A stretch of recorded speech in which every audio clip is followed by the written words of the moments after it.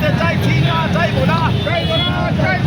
আমাদের ভারতবর্ষের সংবিধানকে বহির্ভূত করে নতুন করে আইন তৈরি করে আমাদের জীবন নিয়ে ছিনিমিনি খেলছে, আমরা এটা মানছি না। চালিয়ে দিতে হবে। আমাদের 145 কোটি মানুষের ভোট হারা এবং দেশ হারা করতে চাইছে, এটা আমরা মানছি না, মানবো না। আমাদের 145 কোটি মানুষের জীবন নিয়ে ছিনিমিনি খেলছে, এটা আমরা মানছি না, মানবো না।